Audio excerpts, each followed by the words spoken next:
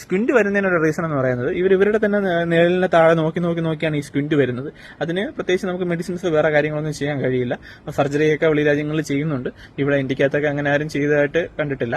പക്ഷെ എന്നിരുന്നാലും നമുക്ക് ഒരു പരിധി വരെയൊക്കെ ശ്രദ്ധിച്ചു കഴിഞ്ഞാൽ അത് നമുക്ക് കുറയ്ക്കാൻ പറ്റും. സ്റ്റാർട്ടിംഗ് സ്റ്റേജിലൊക്കെ ആണെങ്കിൽ ഫ്ലോട്ട് ചെയ്യുന്ന ബോളോ അങ്ങനെ എന്തെങ്കിലും താഴെ നമുക്ക് മറ്റ് കളേഴ്സ് എന്തെങ്കിലും കൊണ്ടുവന്നു കഴിഞ്ഞാൽ നമുക്കത് കുറയ്ക്കാൻ പറ്റും. പിന്നെ ഡൈജഷൻ ഇഷ്യൂസ്, ഈ ഫീഡ് കൺട്രോൾ ചെയ്ത് കൊടുത്താൽ ഡൈജഷൻ ഇഷ്യൂസ് നമുക്ക് ക്ലിയർ ചെയ്യാം. ഒരുപാട് ആയിപ്പോയി കഴിഞ്ഞ് ഫീഡ് എടുക്കാതൊക്കെ ഇരുന്ന് കഴിഞ്ഞാൽ നമുക്ക് എന്ത് ചെയ്യാൻ പറ്റും, വോം ഔട്ട് ചെയ്യേണ്ടി വരും.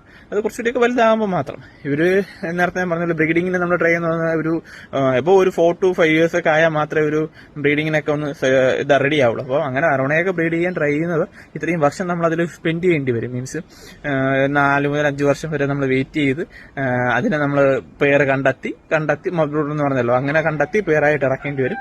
നാച്ചുറലാണ് പൊതുവെ ബ്രീഡിങ്. ഇംഗ്ലീഷ് ബ്രീഡിങ് അരോണിൽ ചെയ്തതായിട്ട് അറിവില്ല.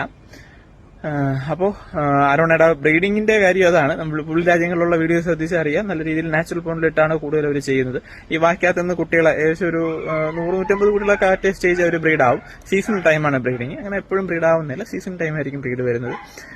വാക്യത്ത് നിന്ന് എടുത്ത് മുട്ടയായിട്ട് എടുത്ത് പുറത്ത് വെച്ച് കൃത്യമായിട്ട് ഇൻക്യുബുലേറ്റ് ചെയ്യിപ്പിച്ച് നമുക്ക് വിരിയിച്ചിറക്കാൻ പറ്റും. ഇല്ല എന്നുണ്ടെങ്കിൽ ഈ കുട്ടികളെ ചിക്കിളിൽ വളർത്തിയവർക്ക് അറിയാൻ പറ്റും. ഈ വാ തുറക്കുമ്പോൾ കുട്ടികൾ ഇങ്ങനെ പുറത്തിറങ്ങും, വീണ്ടും ഈ കുട്ടികൾ അകത്ത് കയറും.